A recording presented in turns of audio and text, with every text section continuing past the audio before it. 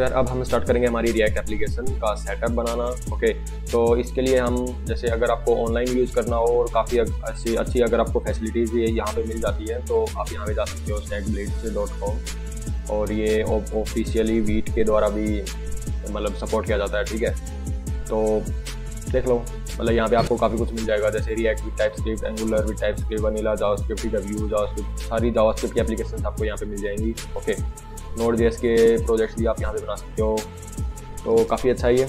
और आप सबलाइन भी यूज़ कर सकते हो या फिर VS कोड हम यूज़ करने वाले हैं इसमें, तो वो भी आप यूज़ कर सकते हो। तो सारे अच्छी चॉइसेस हैं, तो लो फिर स्टार्ट करते हैं। तो देखो भाई, मैंने एक नॉर्मल सा फोल्डर, एक नया फोल्डर बनाया, उसमें VS कोड ओपन किया, और यहाँ पे आपको पता तो है ही, पिछली वीडियो में मैंने बताया था हम वीट सेटअप करेंगे, और वीट सेटअप के लिए हमने कमांड भी मैंने आपको बताई थी तब, और पूरी अच्छे से एक्सप्लेनेशन भी दी थी। देखो, मैंने पिछली वीडियो में बात करी थी वीट का हम प्रोजेक्ट जो है वो कैसे क्रिएट करेंगे। तो देखो, npm create वीट @latest, और मेरे को इसी फोल्डर में चाहिए, तो डॉट लगा दूंगा। और देखो अभी ये लेटेस्ट का क्या मतलब है, ये अगर मैंने लेटेस्ट लगाया ना, तो अभी मेरा लैपटॉप इंटरनेट से कनेक्टेड है, तो ये npm रजिस्ट्री पे जाएगा। ठीक है, वहाँ पे देखेगा लेटेस्ट वर्जन कौन सा है, और फिर हमारे जो लोकल कैश में जो अगर मैंने पहले ये कमांड यूज़ करी होगी और मैंने npm यूज़ किया था, तो ये लोकल कैश में स्टोर करता है। अगर दोनों वर्जन मैच कर रहे होंगे तो ये लोकल से फैच कर लेगा। ठीक है, अगर नहीं कर रहे होंगे तो ये फिर लेटेस्ट लेके आएगा ऑनलाइन। और अगर मेरा लैपटॉप इंटरनेट से कनेक्टेड नहीं है, तो अगर मान लो मैंने 1 साल पहले ये कमांड चलाई थी, तो तब ये लोकल कैच में हमारा स्टोर हो गया था, और 1 ईयर के बाद वो वर्जन भी चेंज हो गया होगा, लेकिन नेट हमारे पास नहीं है, तो ये 1 ईयर पुराना ही लेके आएगा। फिर आपको लगेगा कि यार मैंने तो लेटेस्ट यूज़ किया था, तो ऐसा नहीं होगा। ठीक है, तो वो देख लेना, और डॉट करने के बाद इसी फोल्डर में हमारा ये सेटअप हो जाएगा। तो अगर मैं डॉट लगाऊँ और एंटर मार दूँ, देखो अभी पैकेज नेम हम रिएक्ट कर रहे हैं। ठीक है, अभी देखो यहाँ पे काफ़ी कुछ निकल के आया अभी ऑप्शन हमारे पास फ्रेमवर्क में। तो वनीला क्या होती है, व्यू, रिएक्ट, पी रिएक्ट, लीट, ठीक है, लिट, ये स्वेल्ट, सॉलिड, क्विक, एंगुलर। तो इनके बारे में भी थोड़ी बात करते हैं। देखो मैं ना थोड़ा ऊपर से बता देता हूँ। तो वनीला क्या होती है, वनीला अगर हमको सिंपल है जावास्क्रिप्ट और HTML CSS में अगर हमको बनानी है ना वेबसाइट, तो हम वनीला में जा सकते हैं। ये थोड़ी लाइट वेट होती है, लाइट वेट एप्स के लिए हम यूज़ करते हैं, या फिर जहाँ पे फ्रेमवर्क्स रिक्वायर नहीं होते हमारे हमको। ठीक है, तो सिंपल डो मैनिपुलेशन इसमें कम कर सकते हैं, और सिर्फ जावास्क्रिप्ट के बेस पे हम इसमें काम करेंगे। और व्यू एक जावास्क्रिप्ट का फ्रेमवर्क है। ओके, ये भी UI बनाने का काम आता है। ये थोड़ा लाइट वेट है और फ्लेक्सिबल भी है। इसमें हम स्मॉल और लार्ज दोनों टाइप की एप्लीकेशन इसमें हम बना सकते हैं, और ये भी कंपोनेंट बेस्ड आर्किटेक्चर हमारा होता है। ओके, तो इसमें हम SPAs भी बना सकते हैं मेनली। तो उसके बाद आती है हमारी रिएक्ट तो मैंने बताई थी रिएक्ट किस काम आती है। फिर आती है हमारी पी रिएक्ट। देखो ये ऑप्शन पहले नहीं आता था, अभी कुछ टाइम पहले ही आना स्टार्ट हुआ है ये। ठीक है, तो रिएक्ट और फिर पी रिएक्ट, तो इन दोनों में क्या डिफरेंस है।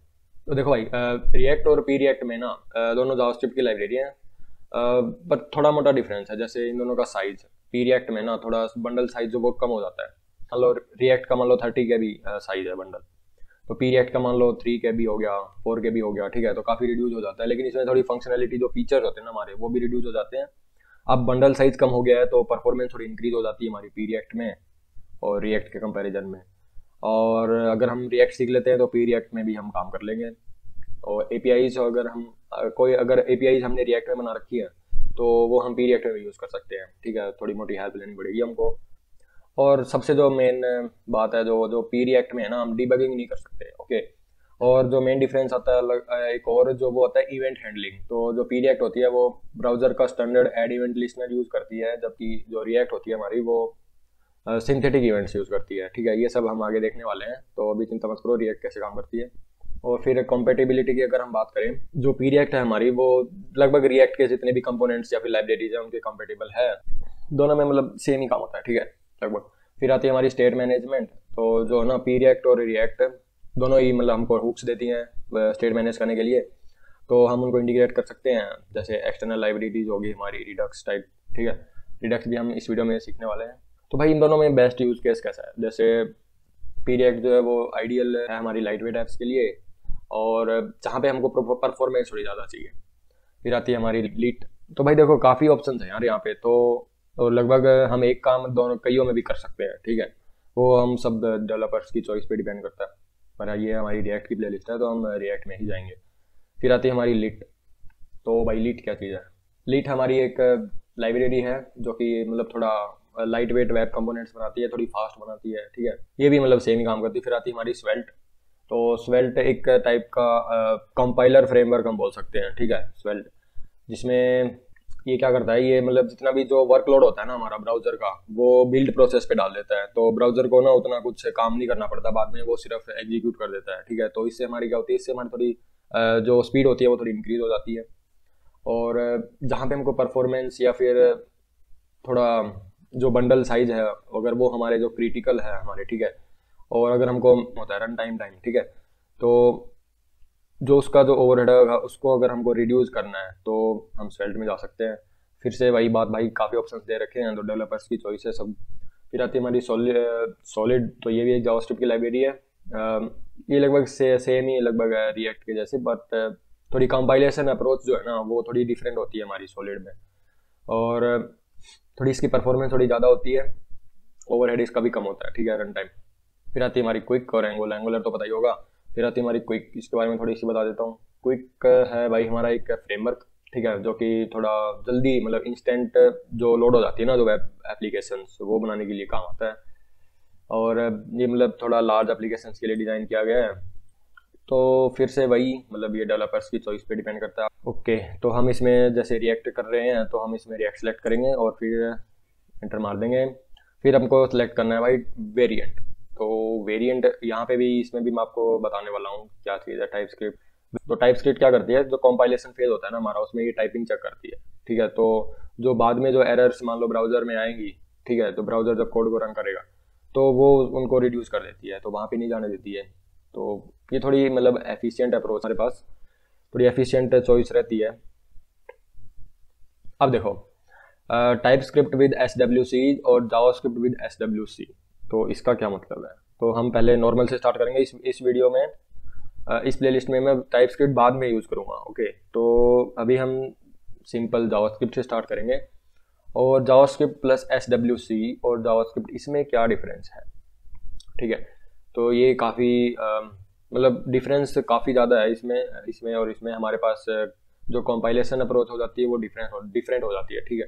तो SWC इसमें इसकी मतलब जो है फुल फॉर्म, वो स्पीडी वेब कंपाइलर, ओके। तो जो इसमें है ना हमारा जो कंपाइलेशन जो टूल करता है हमारा, ठीक है, वो डिफरेंट होता है इसमें।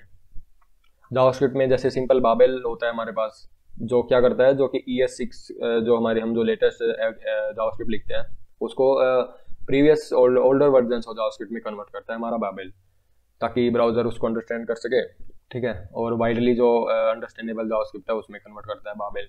जबकि SWC में हमारे पास एक रस्ट का कंपाइलर आता है, ओके, जो कि मैं अभी एक्सप्लेन करूंगा आपको कैसे काम करता है। तो यार देखो, अगर हम एक तो सिंपल जावास्क्रिप्ट यूज करते हैं, ठीक है, और एक हम यूज करते हैं जावास्क्रिप्ट प्लस SWC। तो देखो जावास्क्रिप्ट में जो ना हमारा जो कोड को ट्रांसफाइल करता है ना हमारा, वो है हमारा बाबेल, जो कि एक Node.js बेस्ड टूल है। तो इसमें ये बाबेल क्या करता है, ये जो आपकी ES6, ठीक है, जो लेटेस्ट वर्जन है उसको ES5 या फिर जो ऐसे वर्जन्स में चेंज कर देता है ओल्ड वर्जन्स में, जो कि मोस्ट ब्राउजर जो कि समझते हैं, ठीक है। फिर वो ब्राउजर में जाता है कोड। अभी देखो, अभी अगर हमने JS प्लस SWC किया है ना, तो ये क्या करता है, ये रस्ट का एक कंपाइलर है, ठीक है, SWC। तो रस्ट एक हमारी सिस्टम प्रोग्रामिंग लैंग्वेज है, ठीक है, लो लेवल प्रोग्रामिंग हम इसको बोल सकते हैं। तो भाई ऐसे तो मतलब बात करने में तो इसको मतलब रस्ट एक मतलब पूरा एक अलग फील्ड है। तो ऊपर से अगर मैं बताऊं तो रस्ट एक सिस्टम लेवल पे, जो लो लेवल पे जो प्रोग्रामिंग होती है ना हमारी, वो है। तो इसमें क्या करता है, ये जो एट द एंड जो हमारा जो कोड होता है ना वो मशीन को समझ में आना चाहिए, ठीक है। तो ब्राउजर जो होता है ना हमारा, जो ES5 जो हमारे पास आई है ब्राउजर के पास, ओके। तो ब्राउजर का काम है, ठीक है, ब्राउजर इसको कंपाइल करेगा, ठीक है, या फिर जो सीधा अगर इंटरप्रेट करेगा। तो अगर मान लो ये ब्राउजर कंपाइल करेगा ताकि मशीन उसको समझ पाए, फिर एग्जीक्यूट होगा, ठीक है। जबकि रस्ट क्या करेगी, अगर जावास्क्रिप्ट प्लस SWC अगर हमने किया है ना, तो सीधा हमारे पास कंपाइल्ड कोड आता है जो बस मशीन को समझ में आते हैं, ठीक है। तो ब्राउजर का क्या काम है, बस ब्राउजर को बस एग्जीक्यूट करना होता है, ठीक है। यहाँ पे सिर्फ एग्जीक्यूट करेगा ब्राउजर। जबकि यहाँ पे क्या करेगा, यहाँ पर ब्राउजर कंपाइल खुद कर रहा है, ठीक है। यहाँ पे क्या, यहाँ पे हमारे पास कंपाइल्ड या फिर ट्रांसपाइल्ड कोड जो कि ऑप्टिमाइज्ड जावास्क्रिप्ट, ठीक है, वो सब डिपेंड करता है अभी। तो वो सब कंपाइल्ड और ट्रांसपाइल्ड। तो यहाँ पे है ना, हमारे पास जो ब्राउजर के पास जो कोड आता है ना, वो ट्रांसपाइल्ड या फिर कंपाइल्ड कोड आता है। तो ब्राउजर को सिर्फ एग्जीक्यूट करना होता है उसमें, तो स्पीड हमारे पास फास्ट हो जाती है इसमें। और ये मतलब ऑप्टिमाइज्ड भी होता है, ठीक है, क्योंकि रस्ट इसमें यूज हुई है। रस्ट एक काफ़ी ऑप्टिमाइज करके भेजती है ये, और ठीक है। तो जो हमारे पास ट्रांसपाइल्ड का मतलब ये सेम, मतलब ES6 ट्रांसपाइल मतलब एक थोड़ा फैंसी मतलब जो वर्ड है बोल सकते हैं हम कि मतलब चेंज करना, मतलब जैसे ES6 से ES5 कर दिया, ट्रांसपाइल हो गया भाई, ठीक है। कंपाइल मतलब मशीन लेवल में जो हमारा कोड होता है वो होता है हमारा कंपाइल्ड कोड। तो ब्राउजर बस इस ब्राउजर को बस एग्जीक्यूट करना होता है। यहाँ पे ब्राउजर खुद कंपाइल कर रहा है तो टाइम लगेगा, ओके। और यहाँ पे मेमोरी जो है ना वो ब्राउजर हैंडल करता, मेमोरी मैनेजमेंट हो गया, जैसे हीप मेमोरी होती है हमारी, स्टैक मेमोरी होती है हमारी। कोड एग्जीक्यूट होता है तो हमारे पास दो मेमोरीज होती हैं, हीप मेमोरी और स्टैक मेमोरी। और ब्राउजर जैसे हम क्रोम यूज़ कर रहे हैं, ठीक है, तो जैसे हम क्रोम यूज़ करते हैं ना, तो क्रोम क्या करता है, क्रोम ये सब हमारा जो लैपटॉप पे अगर क्रोम चल रहा है तो लोकल जो कैश होती है ना हमारी, वो मेमोरी यूज़ करता है ये, ठीक है। तो ये कैसे कैसे काम करेगा अभी देखो। ये अभी हीप मेमोरी में क्या क्या स्टोर होता है हमारा, हीप मेमोरी में जैसे हमारे वेरिएबल्स हो गए, ठीक है, ऑब्जेक्ट्स हो गए, वो सब स्टोर होते हैं। जबकि स्टैक में हमारा क्या होता है, स्टैक जो हमारी फंक्शंस कॉल होती है ना हमारी, ठीक है, उनको देखता है ये। तो जैसे फंक्शन कॉल्स को के जो ऑर्डर्स होते हैं, ठीक है, पहले कौन सी फंक्शन आई है, पहले कौन सा क्या आया है, तो उन सबको ये देखता है। बाकी और भी होती है, ठीक है, ऐसी बात नहीं है, ये जैसे वो सब हम आगे जाके बात करेंगे।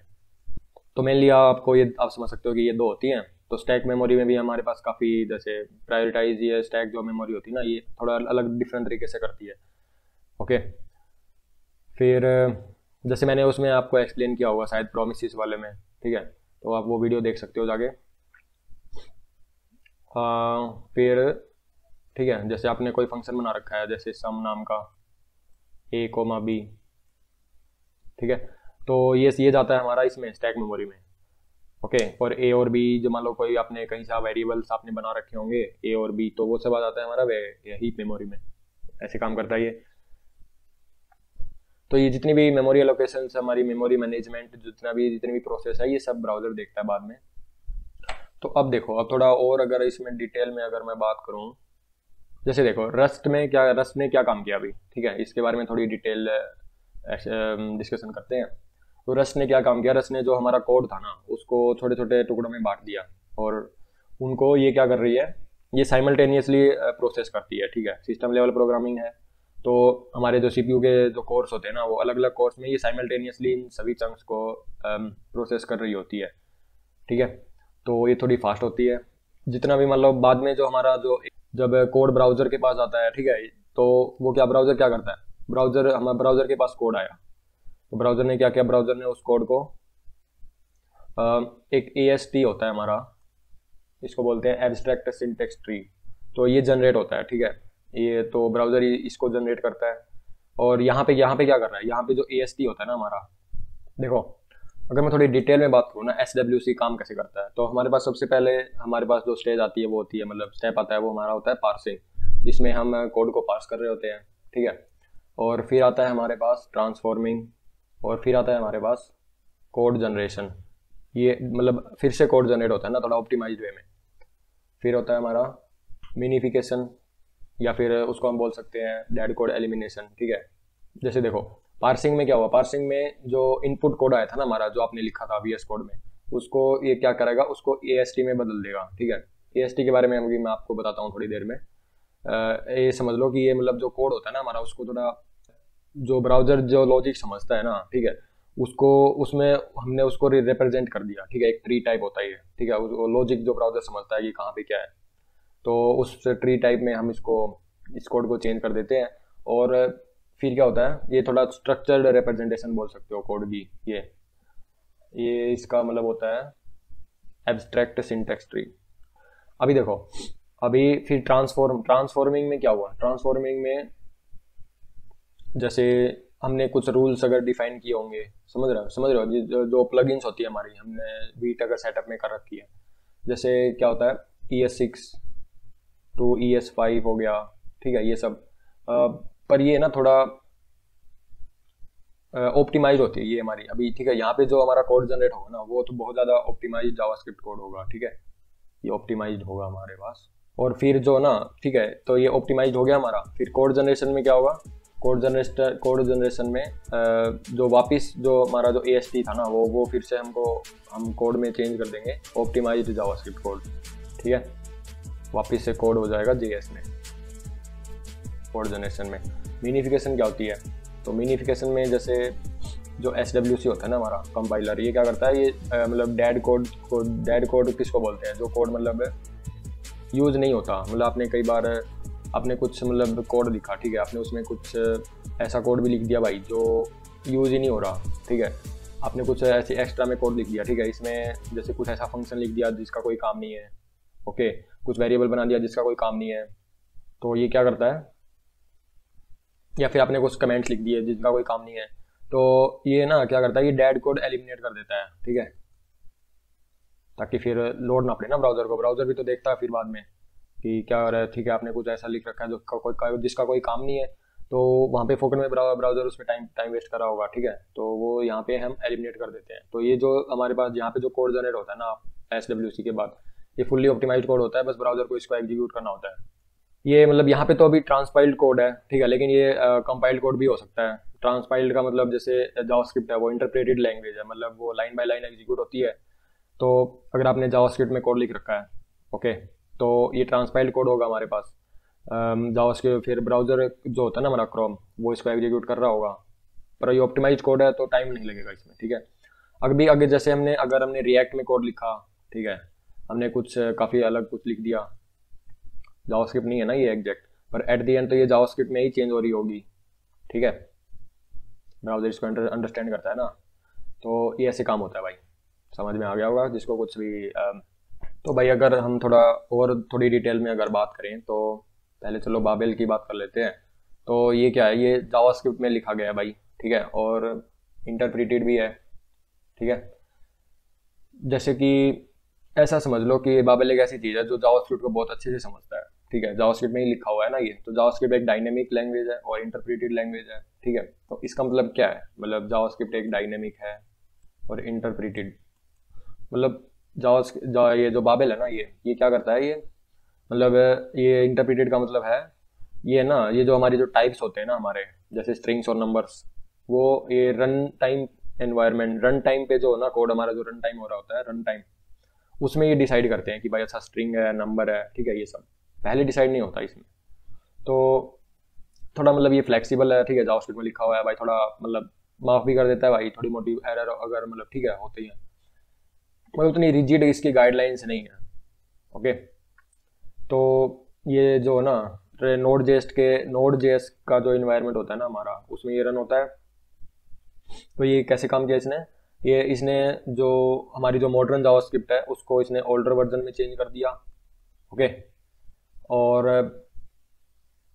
ये अगर इंटरप्रेटेड है तो भाई थोड़ा मतलब काम, ये लाइन बाय लाइन चलेगा ना, तो थोड़ा काम मतलब स्लो होता है, ठीक है, एज कम्पेयर टू, हम कंपेयर किससे कर रहे हैं, हम कंपेयर कर रहे हैं अदर मेथड से, ठीक है, जहाँ पे SWC आता है, ओके, जहाँ पे पहले कोड कंपाइल होता है और फिर वो बस मशीन लेवल में चला जाता है, ठीक है, जैसे जावा के कोड हो गए तो वो सब। और भाई जबकि SWC हमारा क्या चीज़ है, जो हमारा SWC है ना, ये एक रस्ट बेस है, ठीक है, जो कि समझ लो कि सिस्टम प्रोग्रामिंग है, जैसे मैंने बताया पहले। तो ये क्या करता है, ये कंपाइल करता है कोड को, ये कंपाइल करेगा मशीन कोड में, ये हमारा कंपाइल करेगा मशीन कोड में, जो मशीन कोड जो समझती है ना जो कोड, ये सीधा उसमें भेज देगा भाई। तो बस सिर्फ एग्जीक्यूट हो जाएगा ये सब, ठीक है, यहाँ पे इंटरप्रेटेड ऐसा नहीं चलेगा, ठीक है, जैसे लाइन बाय लाइन चल रहा है वो सब नहीं होता इसमें। ये पूरा कोड हमारा एक साथ एग्जीक्यूट हो जाता है। वो मतलब इंस्ट्रक्शंस होती है उसमें भी कि मतलब पहले क्या चलेगा बाद में क्या चलेगा, ठीक है, लेकिन ये ना हमारा बार बार एक साथ मतलब हर लाइन में काम नहीं हो रहा होता हमारा, एक बार ही काम हो गया, कोड भेज दिया, बात खत्म, आगे बढ़ो। और ये है ना मतलब थोड़ा इसके जो रूल्स हैं भाई वो काफ़ी स्ट्रिक्ट होते हैं इसके, ठीक है, जैसे मेमोरी वाइज हो गए इसके रूल्स, ओके। तो ताकि फिर है ना हमारे बग्स नहीं आते फिर बाद में, ठीक है, जैसे वहाँ पे हमने लाइन बाय लाइन एग्जीक्यूट किया तो वहाँ पे बग्स आ गया, तो वहाँ पे कोड फेल हो गया। लेकिन यहाँ पे ना हमारे को पहले पहले एरर मिलेगी। ओके, यहाँ पे हमको पहले एरर मिलेगी, बाद में एरर नहीं मिलेगी। जबकि आपने देखा होगा वहाँ पे जावास्क्रिप्ट के जैसे मान लो 4 लाइन चल गई, 5वीं लाइन में एरर आ गई तो कोड फेल हो गया, समझ रहे हो। जबकि आपने जावा का अगर आपने कुछ अगर कभी प्रोग्राम चलाया है तो आपने देखा होगा कि ऐसा नहीं होता, उसमें एरर पहले आ जाती है। ठीक है, तो ऐसा होता है भाई इसमें जावास्क्रिप्ट और जावा में। ठीक है, मैं भी मतलब काफ़ी कुछ चीज़ें बता देता हूँ भाई साथ साथ में बैठा बैठा।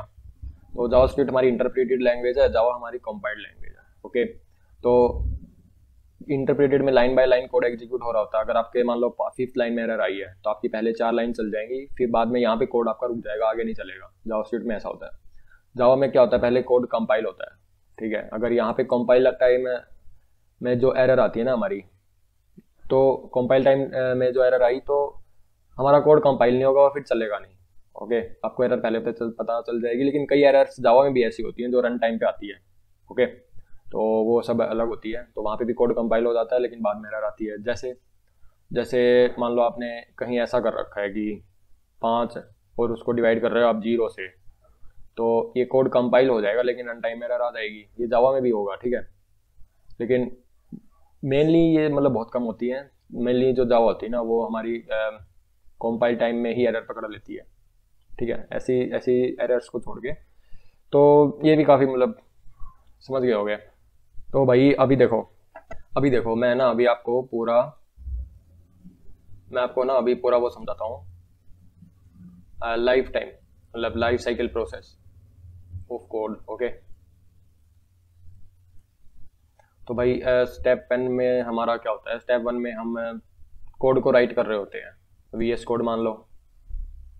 ठीक है, ये होता है हमारा स्टेप 1।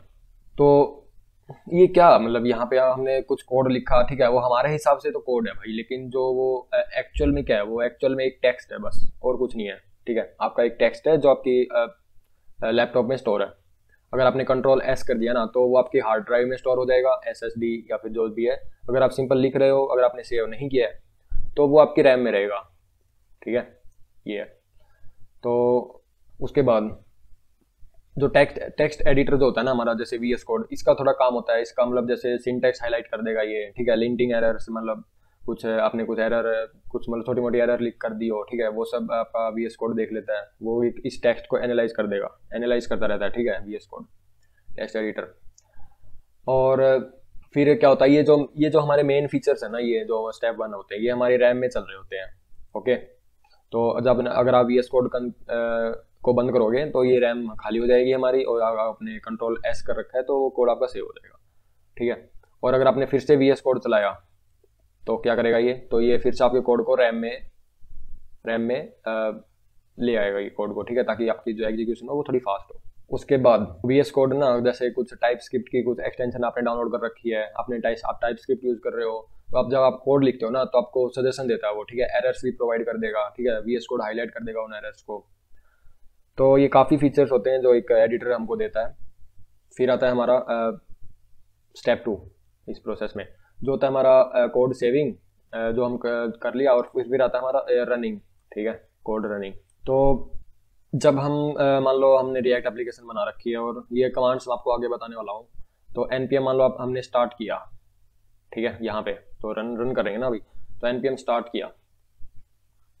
तो जो हमारा जो एडिटर होता है ना, अभी जो एडिटर करेगा ये हमारे कोड को, ये हमारा कोड भेज देगा कहाँ पे, ये हमारा कोड भेज देगा रन टाइम इन्वायरमेंट, जैसे अगर आप Node.js यूज कर रहे हो, या फिर कंपाइलर के पास। ये हमारा कोड भेज देता है कंपाइलर के पास। तो कंपाइलर क्या होता है, कंपाइलर अगर हम आपको बताऊं तो कंपाइलर होता है हमारा एक प्रोग्राम। कंपाइलर भी तो एक प्रोग्राम ही है, या फिर आपको इसको एक प्लेटफॉर्म बोल सकते हो, जो क्या करता है, जो हमारे कोड को रन करेगा। जैसे Node.js मान लो जावास्क्रिप्ट के लिए, या फिर अगर आप ब्राउजर में कर रहे हो तो ब्राउजर क्रोम का जो V8 इंजन जो हमारा होता है वो जावास्क्रिप्ट के लिए। ठीक है, तो वहाँ पे ये हमारा कोड भेज दिया जाता है।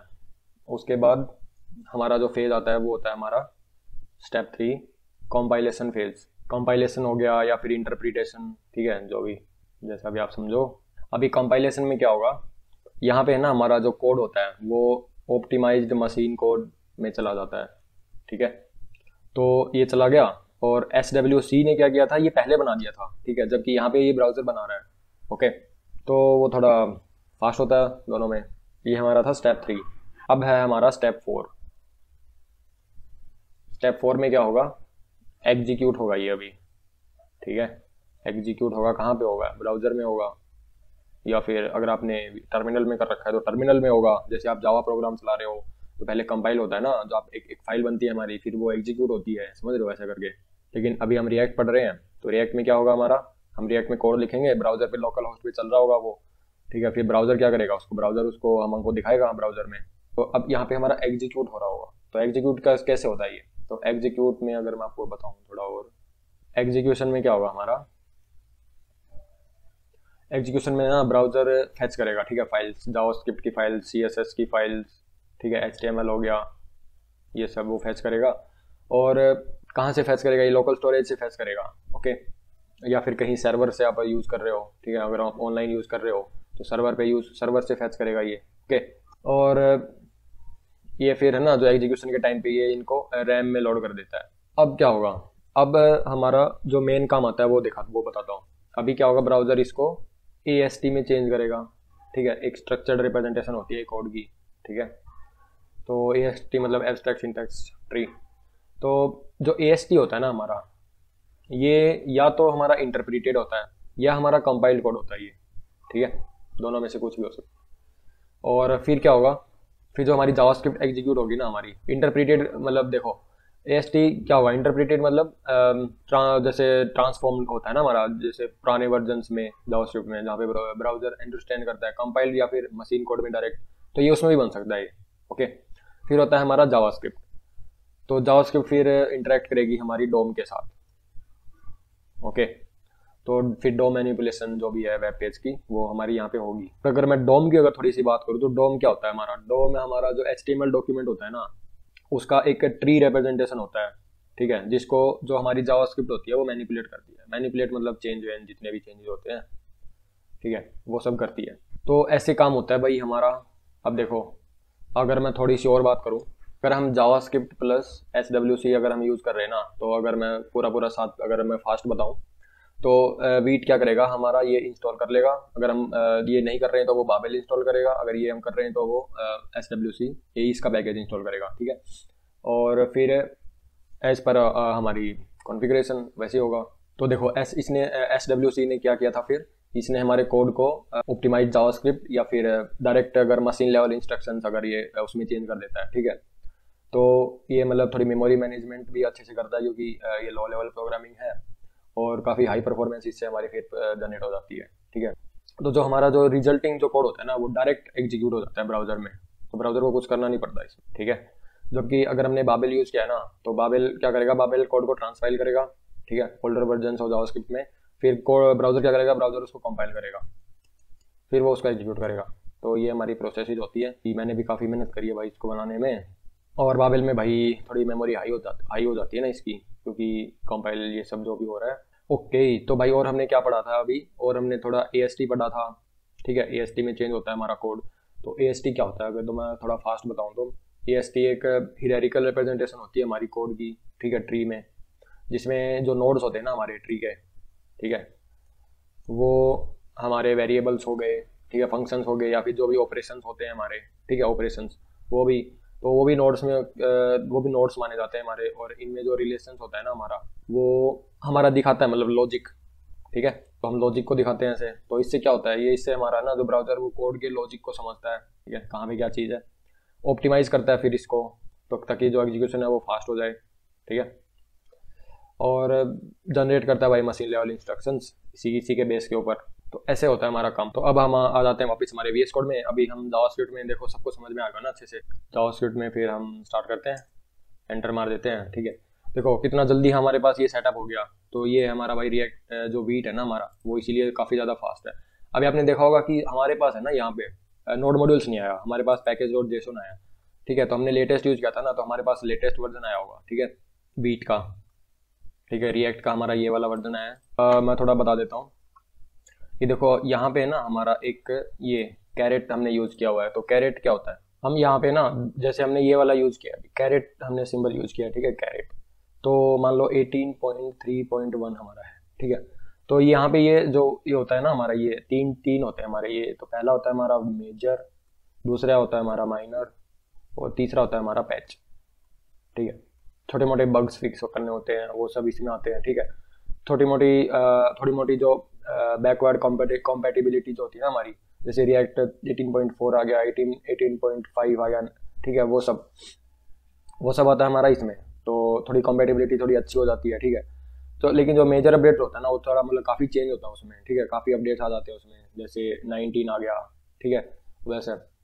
तो इसमें हमने ये कैरेट यूज़ किया है ना यहाँ पे, तो ये क्या करेगा, ये इसको फिक्स करेगा ये, ठीक है। इन दोनों को ये आप 18.x.x, ठीक है। तो इससे ना आप ये कर सकते हो, ठीक है। 18.3.1 है ना, तो 18.4.1, 4.2, ये सब ये अलाउ करेगा ये। जबकि जो हमारा एक और सिंबल होता है हमारा टिल्ड, ये, ठीक है, 18 पॉइंट, अगर हमने ऐसा यूज़ कर लिया ना, ये थोड़ा ये स्ट्रिक्ट होता है, ये सिर्फ पैच को अपडेट होने देता है, ठीक है। बस ये अगर आप इसको अपडेट कर रहे हो तो चलेगा, फिर अगर इसको आप अपडेट नहीं कर सकते, ओके। थोड़ी मोटी बग्स फिक्सिंग अगर आप करना चाहते हो इसमें, तो आप ये वाला यूज़ कर सकते हो। लेकिन जो हम रिएक्ट कर रहे हैं, तो रिएक्ट में बाय डिफ़ॉल्ट हमारा जो होता है वो कैरेट होता है, हम यही यूज़ करते हैं लगभग। तो यहाँ पे ना जैसे माइनर होता है, उसमें वो थोड़े बहुत फीचर्स डाल देता है।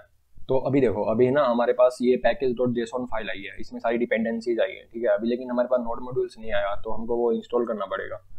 तो उसके लिए हम npm इंस्टॉल ऐसे भी कर सकते हैं, ठीक है, या फिर npm i भी कर सकते हैं। तो दोनों ये मतलब शॉर्ट फॉर्म है npm इंस्टॉल की, दोनों का काम सेम ही है, तो ज़्यादा कंफ्यूज मत होना। तो अगर ओके करूँ, तो अभी देखो, अभी ना ये एक नोड मॉड्यूल्स नाम का एक फोल्डर बना के देगा, जिसमें सारी डिपेंडेंसीज इंस्टॉल होंगी हमारी, जो package.json फाइल में थी, ओके। तो ये थोड़ा टाइम लगाता है यहाँ पे। तो देखो, मैंने बताया था ना आपको कि हमने SWC यूज़ नहीं किया था, तो यहाँ पे बाबेल इंस्टॉल होगा, ठीक है। ये हमारा कोड को ट्रांसपाइल करेगा, ओके। ES लिंटिंग हमारी इंस्टॉल हुई है, ES बिल्ड, ये भी मैंने बताया था आपको पिछली वीडियो में क्या काम होती है, इसका क्या काम होता है, ठीक है। टाइप्स हो गया, Vue.js, ठीक है, ये सब। तो हमारे पास काफ़ी मॉड्यूल्स जो है वो इंस्टॉल होके आए हैं हमारे पास, काफ़ी पैकेजेस।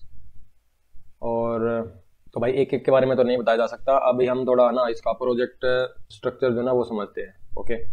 देखो, जो सबसे पहले हमारा जो आया था वो पब्लिक फोल्डर आया था। इसमें नोड मॉड्यूल्स में हमारी सारी डिपेंडेंसीज हैं जो हमारी package.json फाइल में आई थी, ठीक है। और पब्लिक फोल्डर में हमारा क्या था, ये मतलब इसमें जो स्टैटिक जो फाइल्स होती है हमारी, जैसे इमेज होगी, ठीक है, और फॉन्ट्स हो गया, या फिर थोड़ी प्लेन HTML फाइल्स होगी, वो हम यहाँ पे स्टोर करते हैं पब्लिक फोल्डर में। फिर आती है हमारी SRC फोल्डर, ठीक है। SRC फोल्डर में क्या होता है हमारा, इसमें जो हमारा जो एप्लीकेशन का जो मेन कोड होता है ना, हमारा मेन कोड, वो हमारा SRC में रहता है, जितने भी कंपोनेंट्स हैं, स्टाइल्स हैं, जो भी लॉजिक है, ठीक है। तो ये जो प्रोजेक्ट है ना हमारा, ये वीट का जो डेवलपमेंट सर्वर है ना, वो इसको प्रोसेस करता है ताकि हॉट रीलोडिंग हो। मतलब जितनी भी हमने चेंजेस किए हैं वो सब हमने इसी में किया होगा ना, समझ रहे हो। तो वो इसको प्रोसेस करता रहता है, ठीक है, बंडलिंग या फिर ऑप्टिमाइजेशन के लिए। फिर आता है हमारा .git ignore। तो .git ignore में जैसे ये मतलब तब यूज़ होता है, तब हम गिट पे पुश कर रहे होते हैं ना, गिट जो भी हम गिट यूज़ कर रहे होते हैं, ठीक है। तो वहाँ पे जो भी हम यहाँ पे इंक्लूड करते हैं ना, ओके, वो इनको इग्नोर कर देता है, फिर वो उनको पुश नहीं करता। इसमें हम मेनली हमारा जो नोड मॉड्यूल्स हो गया, ठीक है, ये तो काफ़ी बड़ा साइज होता है ना, इसको हम पुश करके क्या करेंगे, हम सीधी package.json डाल देंगे, और आगे वाला बंदा जो भी यूज़ कर रहा होगा npm i करेगा, वो वहाँ पे उसको बन जाएगा। तो हम ये पुश नहीं करते हैं। और या फिर जो हमारी इन्वायरमेंट फाइल्स होती हैं, जहाँ पे हमारी कीज़ वगैरह होती हैं, वो सब हम पुश नहीं करते हैं, ओके। और भाई ये हमारी ना, ठीक है, इसके बारे में हम थोड़ी बाद में बात करेंगे। index.html को हम देख लेते हैं। जो index.html होती है ना हमारी, ये भाई एंट्री पॉइंट होता है हमारा एप्लीकेशन का, ठीक है।